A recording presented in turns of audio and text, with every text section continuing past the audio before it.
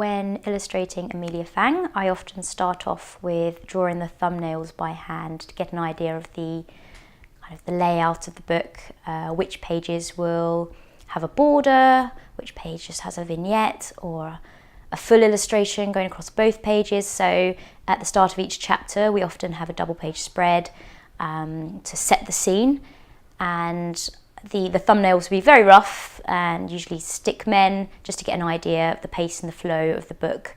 Then I take the thumbnails into the lovely Egmont offices and work with my designer Tiffany to lay the text out so that it fits around the illustrations. Then I receive the layouts and the text is all shaped to how I'd like it to be, and then I work digitally in Photoshop with a gouache effect brush to create a really lovely textured hand-rendered feel.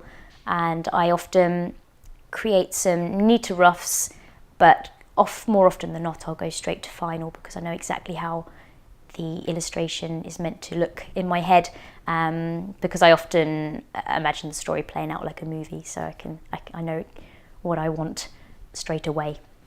A new character who I really enjoyed writing about is a leprechaun called McSparkle, but his full name is MacDonald Moonshine Misty Mountain Dew on a Summer's Morning Sparkle, but I must emphasise we call him McSparkle for short, and he has a brother called McShine. But McSparkle is a brilliant character. So he meets the friends in the fairy forest whilst they are travelling through the Kingdom of the Light, and he helps them on their journey. And yeah, he's just a really friendly, jolly character who enjoys the odd jig and the odd glittery themed food. We are going to be exploring the Kingdom of the Light in this book. So Amelia, Florence, Grimaldi and Tangine will be travelling to the Kingdom of the Light through the Meadow of Loveliness and the fairy forest, the vivid valley, and eventually reaching the glimmering city of Glitteropolis, which is where the book is based. So the Kingdom of the Light, the creatures live by day, as opposed to Nocturnia and the Kingdom of the Dark, where the creatures are awake by night.